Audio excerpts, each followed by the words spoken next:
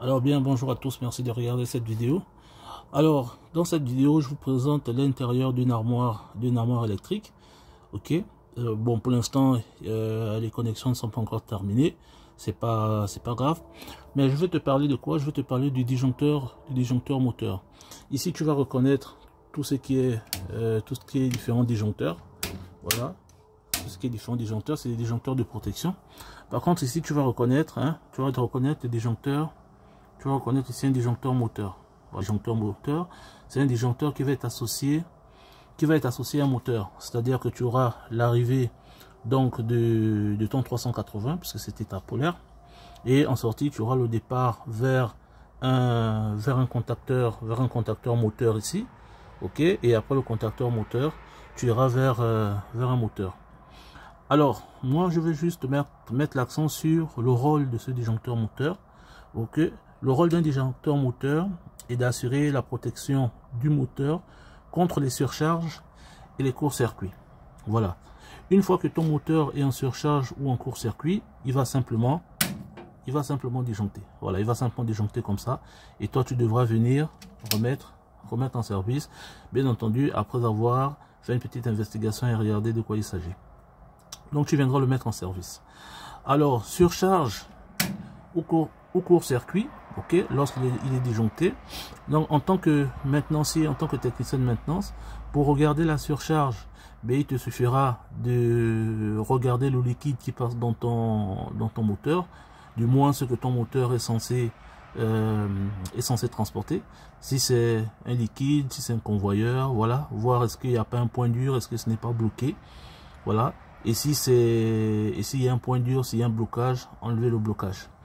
Voilà, une fois que tu as enlevé le blocage et que ton moteur peut tourner librement la main, tu peux venir réarmer. Voilà, et ça va repartir. Donc ça, c'était la surcharge. Pour le cas de court-circuit comme ça, ok, ce qui va se passer, c'est que lorsque tu reviendras mettre en service, ben, il va pas tenir, il va redisjoncter. Donc là, tu devras vérifier à partir de l'aval de ton disjoncteur moteur jusqu'à ton contacteur moteur et au niveau de ton moteur. Donc vérifier si les phases ne sont pas en contact l'une avec l'autre ou si les phases ne sont pas en contact avec la terre. Voilà. Et donc pour ça, tu devras simplement utiliser ton multimètre en mode sonnerie.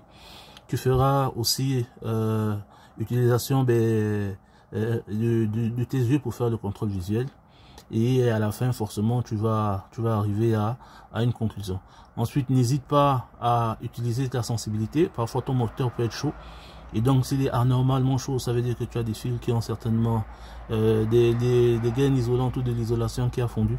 Et donc, les câbles peuvent être en contact les uns avec les autres. Ou regarder aussi la couleur de la carcasse de ton moteur.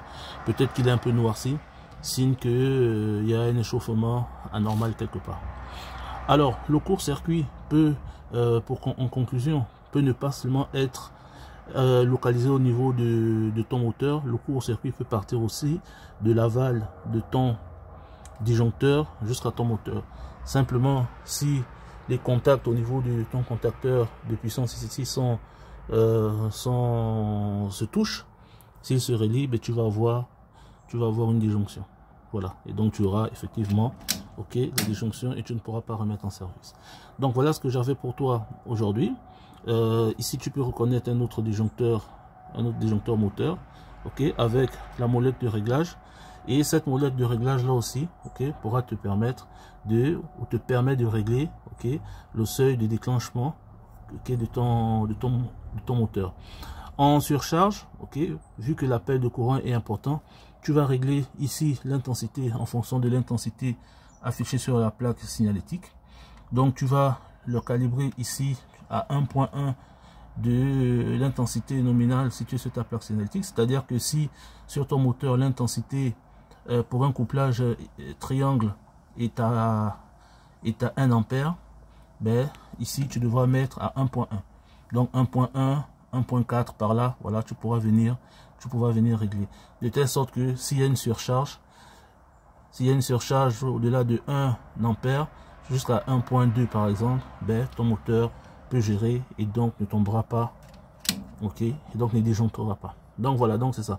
Donc fais très attention si tu es amené à remplacer ton moteur, note la valeur de l'intensité nominale et viens régler ici en multipliant cette intensité par 1.1. C'est un petit calcul rapide, ok, qui te permettra d'avoir un bon setting et donc te permettra de mieux protéger ton moteur. Si tu ne le fais pas, tu risques d'avoir soit des disjonctions permanentes.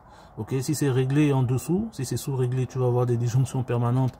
Donc tu viendras chaque fois à réarmer au risque d'endommager l'équipement.